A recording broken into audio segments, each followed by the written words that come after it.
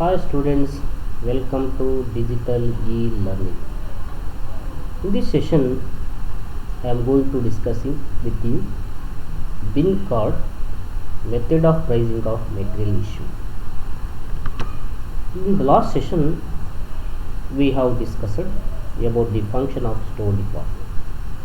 Function of store department which includes receipt, storage, retrieval, issue, records, housekeeping, surplus stock, verification, coordination and cooperation. Now last sessionally store ಡಿಪಾರ್ಟ್ಮೆಂಟ್ನ ಕಾರ್ಯವನ್ನು discussion ಮಾಡಿದ್ವಿ. Store ಡಿಪಾರ್ಟ್ಮೆಂಟ್ನ ಕಾರ್ಯಗಳು ಈ ರೀತಿ ಇದೆ: ಸ್ವೀಕೃತಿ, ಸಂಗ್ರಹ, ಮರು ಪಡೆಯುವ, ವಿತರಣೆ ಅಥವಾ ಹಂಚಿಕೆ, ದಾಖಲೆಗಳು, ಹೌಸ್ಕೀಪಿಂಗ್, ಸರ್ಪ್ಲಸ್ ಹೆಚ್ಚುವರಿ ಸ್ಟಾಕನ್ನು ಮಾಡುವಂಥದ್ದು, ಪರಿಶೀಲನೆಯನ್ನು ಮಾಡೋದು, ಕೋಆಪರೇಷನ್ ಮತ್ತು ಕೋಆರ್ಡಿನೇಷನ್ ಮಾಡುವುದನ್ನು ಫಂಕ್ಷನ್ ಆಫ್ ಸ್ಟೋರ್ ಡಿಪಾರ್ಟ್ಮೆಂಟಲ್ಲಿ ನಾವು ಡಿಸ್ಕಷನ್ ಮಾಡಿದ್ದೀವಿ. In this session we have to discuss meaning of bin card. Bin card is a statement of all the receipt and issue of stock from store department. It is also called a stock card. In a common parlance, bin card means it is one of the statement where we are going to receiving the material and issuing the material, keeping proper record in the form of statement from store department. It is also called a stock card. Bin card ಅಂತೆ ಇದು ಒಂದು statement ಏನನ್ನು ಒಳಗೊಂಡಿರುತ್ತಂದರೆ ಎಲ್ಲ ಸ್ವೀಕೃತಿ ಮತ್ತು ಎಲ್ಲ ಹಂಚಿಕೆಗಳನ್ನು ಒಳಗೊಂಡ ಒಂದು ಸ್ಟಾಕ್ನ ಮಾಹಿತಿಯನ್ನು ಇದು ದಾಖಲಿಸುತ್ತದೆ. ಇದನ್ನು ನಾವು ಸ್ಟಾಕ್ ಕಾರ್ಡ್ ಅಂತಲೂ ಸಹ ಕರೀಬಹುದು. Next first in first out, FIFO method ಅಂತ ನಾವು ಕರಿತೀವಿ. This is method based on assumption that materials which are purchased first are issued first. It uses the price of first batch of material purchased for all issues until all units from this batch have been issued. After the first batch is fully issued, the price of next batch received become the issue price. When this batch is also fully issued, the price of the further next batch issued for the pricing and so on.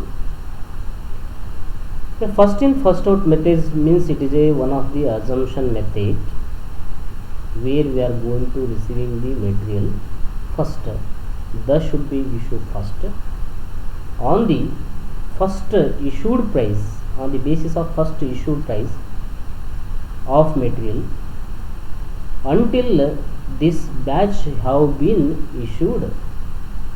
After that next batch we have to receive on the same price. We are going to issuing from the store department to the production department, still finish that batch.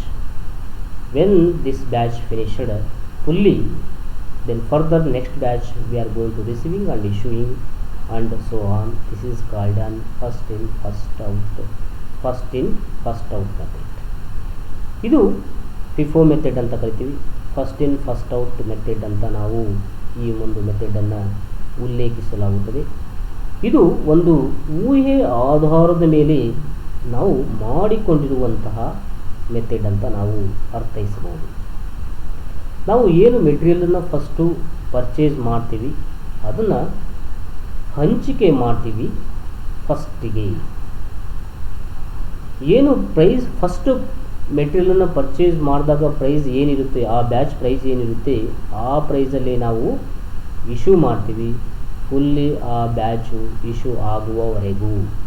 ತದನಂತರ next ಬ್ಯಾಚನ್ನು ನಾವು receive ಮಾಡ್ಕೊಳ್ತೀವಿ ಮತ್ತು ಅದೇ ಪ್ರೈಸಲ್ಲಿ production ಡಿಪಾರ್ಟ್ಮೆಂಟ್ಗೆ ನಾವು issue ಮಾಡ್ತೀವಿ ಮತ್ತು ಅದು ಮುಗಿಯೋವರೆಗೂ ನಾವು ಇಶ್ಯೂಸನ್ನು ಮಾಡಬೇಕಾಗುತ್ತದೆ. ತದನಂತರ ನೆಕ್ಸ್ಟ್ ಬ್ಯಾಚು ನಾವು ರಿಸೀವ್ ಮಾಡ್ಕೊಳ್ತೀವಿ. ಸ್ಟಿಲ್ ಆ ಬ್ಯಾಚು ಕಂಪ್ಲೀಟ್ವರೆಗೂ ನಾವು ಇಶ್ಯೂ ಮಾಡ್ತಲೇ ಹೋಗ್ತೀವಿ ಅದೇ ಪ್ರೈಸಲ್ಲಿ. ಅದನ್ನೇ ನಾವು ಫಿಫೋ ಮೆಥಡ್ ಅಂತ ಕರಿತೀವಿ. Next last in first out method. This method operates in a just reverse order of FIFO method. It is based on assumption that the last material purchased just before first issue of material or first material issued.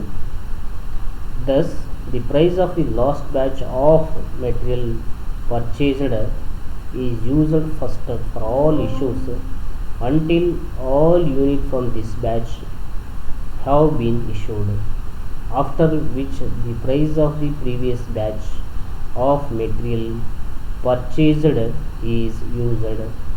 It should be noted that physical flow of material may not conform to LIFO assumption.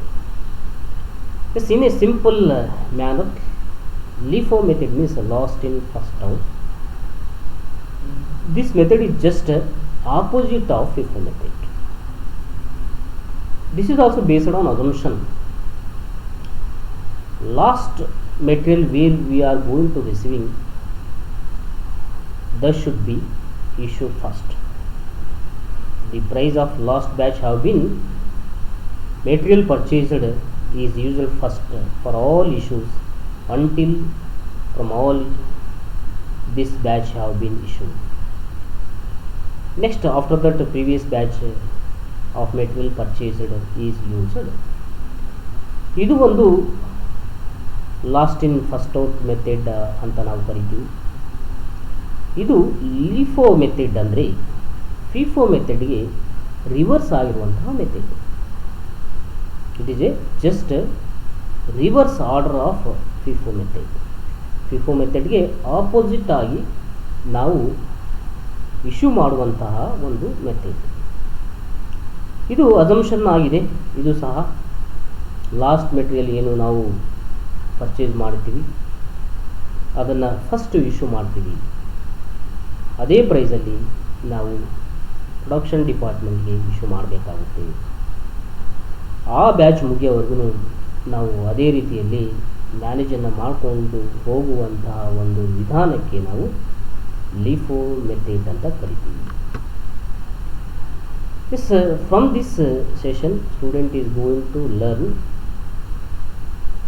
to charge the cost of material issued to the production department on the realistic and consistent basis. ಇಲ್ಲಿ ನಾವು ಏನು ಪ್ರೈಸಿಂದ production ಡಿಪಾರ್ಟ್ಮೆಂಟ್ಗೆ issue ಮಾಡ್ತೀವಿ ಮತ್ತು store ಡಿಪಾರ್ಟ್ಮೆಂಟ್ಗೆ receive ಮಾಡ್ಕೊಂಡಿದ್ವಿ ಅದೇ ಪ್ರೈಸಲ್ಲಿ ನಾವು issue ಮಾಡುವಂತಹ ಒಂದು ವಿಧಾನ ರಿಯಲಿಸ್ಟಿಕ್ ಆಗಿ ಮಾಡುವಂಥದ್ದಾಗಿದೆ.